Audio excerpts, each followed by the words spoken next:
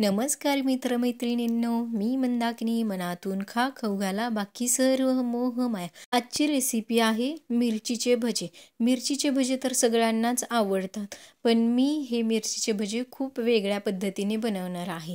त्यासाठी मी हिरव्या मिरच्या घेतलेल्या आहेत, एकदम कमी तिखट. मिरच्या स्वच्छ धुवून घ्यायच्यात आणि कोरड्या करून घ्यायच्यात. आता चाकूने ना त्याचं जे देठ आहे ना ते काढून घ्यायचे, म्हणजे कापून घ्यायचे आणि त्यामधलं बी आहे ना ते पण पूर्ण काढून घ्यायचं आहे. मिरची पूर्ण रिकामी करून घ्यायची आहे, अजिबात त्यामध्ये बी ठेवायचं नाहीये. आता ही रिकामी केलेली मिरची ना चाकूने ह्याच्या गोल गोल रिंगा करून घ्यायच्या आहेत आपल्याला. जशा की आपण बटाट्याच्या चकत्या करतोत ना तशाच ह्या गोल रिंगा करून घ्यायच्या आहेत आपल्याला. मी इथं चाकूने कापलेल्या आहेत आणि जर तुमच्याकडं अशी खिसणी असेल ना जी कमी जास्त होते, त्या खिसणीने पण छान एकसारख्या ह्या रिंगा तयार होतात बरं का. मी तुम्हाला दाखवते खिसून. एकदम कडक मिरची आहे ना, त्यामुळे एकदम बटाट्यासारखी खिसली जाते. आणि एकसारख्या आपल्याला ज्या रिंगा आहेत ना त्या रिंगा आपल्याला इथं मिरचीच्या भेटणार आहेत. आणि खिसताना ना एक अर्धी रिंग तुटते पण बरं का. त्यामुळे तुम्हाला जर चाकूने कापायची असली तर चाकूने पण तुम्ही कापू शकता. आता ह्या मिरच्या कापलेल्या ना भांड्यात घ्यायच्या आणि आता काय करायचे आपल्याला, खलबत्त्यामध्ये कुटायचं आहे थोडंसं वाटण. वाटण काही लय मोठं नाही आहे, छोटंच वाटण आहे. त्याच्यासाठी लसूण 10-12 कळ्या आणि कोथिंबीर ही मस्तपैकी बारीक आपल्याला कुटून घ्यायची आहे.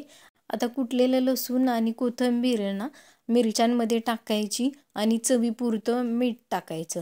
मला थोडंसं की इथं मीठ कमी वाटलं म्हणून मी परत थोडंसं टाकलं. तुम्ही तुमच्या चवीनुसार मीठ कमी जास्ती वापरू शकता. आता कोथिंबीर आणि लसूण ना आणि मीठ हे चांगलं मिरच्यांना ना लागलं पाहिजे, त्यामुळे मी इथं हातानेच मिक्स केलेलं आहे. आणि हातानेच करायचं, कारण का मिरच्या अजिबात तिखट नाही आहेत, त्यामुळं एकदम चांगला मसाला त्याला लागला पाहिजे. आणि हे ना आता आपण अर्धा तास असंच भिजत ठेवणार आहेत. अर्ध्या तासानंतर न उघडून बघितलं ना तर ह्याला मिठामुळं ना छान असं पाणी सुटलेलं असतं. आता हे पाणी ह्यातच ठेवायचं नाहीये, तर हे पाणी आपण काढून घ्यायचं आहे. आणि तुम्हाला वाटेल की लसूण आणि कोथिंबीरीचं पाणी सगळं वायाला जाईल, ते सगळा फ्लेवर ना मिरचीला लागलेला आहे. आता इथं मी 2 चमचे तांदळाचं पीठ घेतलं आहे, 2 चमचे बेसन पीठ घेतलेलं आहे आणि 2 चमचे कॉर्नफ्लॉवर घेतलेलं आहे. थोडीशी हळद आणि लाल तिखट टाकलेलं आहे. मीठ टाकलेलं नाहीये कारण की ऑलरेडी मीठ आहे त्यात टाकलेलं. आणि हलक्या हाताने आपण हे मिक्स करून घ्यायचं. आता काही भिजत ठेवायचं नाहीये. आणि पीठ पण बघा इतकं छान मिरच्यांना लागलेलं आहे ना, खूपच छान. आणि गॅसवर कढई ठेवायची आणि तेल टाकायचं, मस्तपैकी तेल गरम होऊन द्यायचं. आणि आपल्या ह्या मिरच्याच्या रिंगा आहेत ना चांगल्या ब्राऊन होऊस तोपर्यंतच, म्हणजे छान कुरकुरीत होऊस तोपर्यंत ना ह्या तळून घ्यायच्या.